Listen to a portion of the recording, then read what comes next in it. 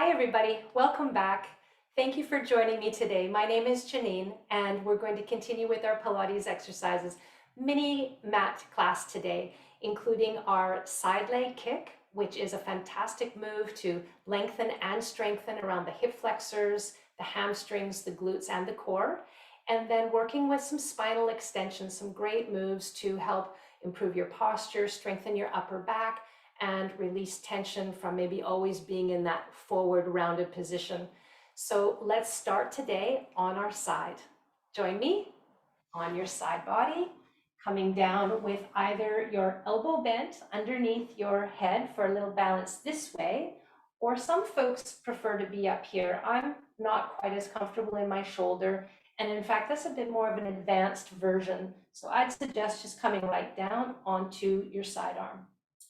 We're going to have our starting position so that we've got our leg straight out from the hip to begin. Bottom knee can stay bent. This will provide you a little bit easier balance.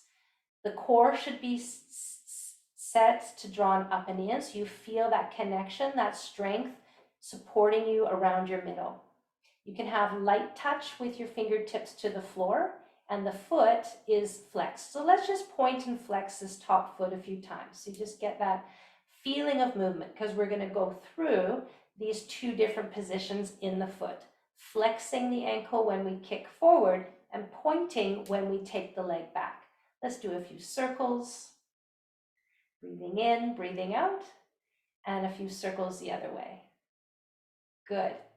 Now find that flexed position and hold that. We're going to take 2 sniffs, so a little sniff, sniff as you reach this leg forward. Then point the toes, exhale, and press the leg back from your glutes and from your core. Flex the ankle, sniff. Exhale back. Kick 2 times, and back once. We want to keep the leg on the same height as we move forward and back. Breathe in, breathe out. Kick a little farther, exhale back. 4 more. We want to avoid rounding the spine as that leg comes forward. So think about pulling the hip joint actually back as the leg comes forward. So you keep that stability. Gorgeous. 2 more. Last time. Beautiful. Bend the knee. Take a hold of the top of the foot or the ankle. Draw yourself into a little quadricep stretch here. So heel towards your bum. Press the hip forward. Draw your abdomen in. Take a few deep breaths here. One more time. Lovely. And then just release that leg and down. All right. Let's come over to our second side. You can roll through your hand. Give yourself just a little pivot turn on your hip and come down to your new side. You can bend the elbow, try to align yourself up so you feel really long and straight here, centered and lengthened. So not rounding your back to begin. Chest up, crown lengthening, tail reaching, and core and waist lifted and supporting you. Bottom knee can stay bent, and we'll extend that top leg. So again, let's just point and flex this top foot a few times, feeling into the ankle joint here, flexing and pointing. Good, and then make some circles. So just a nice full revolution around that ankle joint. Might be a few snaps and cracks, and that's okay. Go the other way. Find your breath. Good, and then flex the ankle. You can bring your fingers for a little balance in front. We're going to inhale 2 sniffs. Are you ready? Come front with your kick. Sniff, sniff. Point your toes. Exhale once. Sniff. And one smooth extension. And again.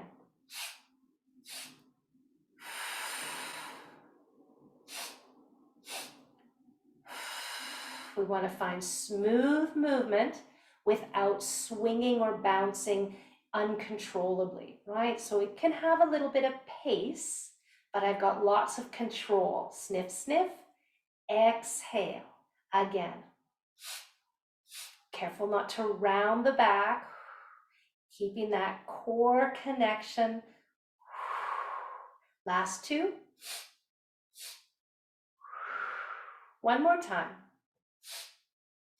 And reach back. Gorgeous. Bend the knee. Go ahead and find the top of the ankle or foot. Bring that leg bone back slightly. Press the hips forward. So feel that nice quadricep stretch. Take a few deep breaths here, in through the nose and out through the mouth. And again, breathe in and out. One more time, deep breath and exhale. You can release the leg. Good. Now from here, we're going to roll over onto the front. So extend the legs long, bring yourself right over onto your front body. And then we're going to bend the elbows out to the side and have your hands stacked, one on top of the other, so that you can rest your forehead on the back of one hand. So I'm going to have my hand so that my right hand is on top. My forehead will rest on the back of that right hand.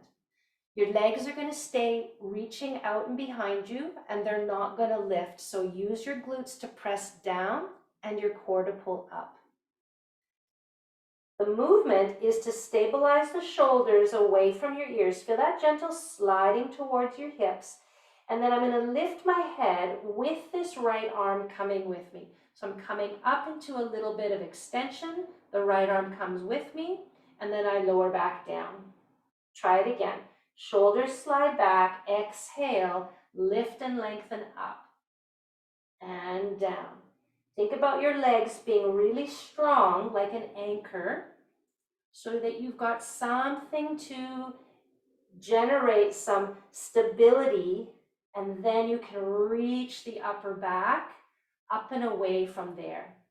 So we need an anchor point, your hips, your core, your legs, and then find that gentle extension through the upper spine. One more time. Shoulders slide back, reach your heart forward, up we come, and then lower down. Okay, switch your hands. So we have our new hand on top, forehead is resting, both shoulders stabilizing, core in, legs strong. Take a breath. Here we come. Exhale to lift up, reaching the heart forward and down. So that's really important, that you think of going forward in your direction, forward to lift, instead of just up.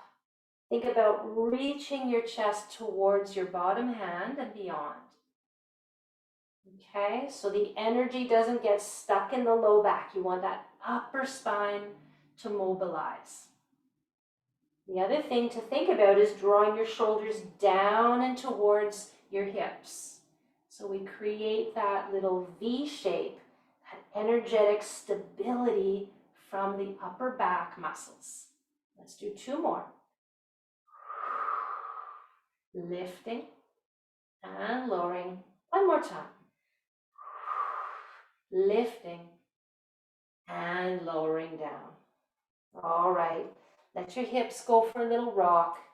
Bend your elbows beside you. Take a breath in, lift your heart and chest, push up, and then open your knees. Let your hips come back and just stretch for a few moments here in a final resting position. The forehead might find the earth. Try to bring your hips towards your heels. You might wish a pillow between your hips and your feet. Take a few deep breaths.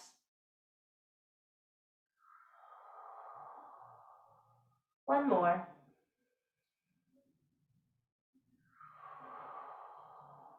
Good. And then you can roll up and release. All right. How did that feel? Really good work for your upper spine. Be careful that we don't get caught up in the neck when we're in that position. So with the hand at the forehead, keep sliding the shoulders sweetly down and back. So there's always this feeling of length, and the upper traps aren't the grabbers. And if it does feel like you can't get out of the upper neck, Then move your fingertips wider under the head so you have a little bit more space between that shoulder and your neck. Okay, so you can play with that hand position a little bit. Really good for your upper back, healthy posture, and just taking care of our spine. So practice often. Thank you so much for joining me. I can't wait to see you again tomorrow. We've got a few more of these wonderful lessons left together in this full month of March. So enjoy, and I can't wait to see you soon.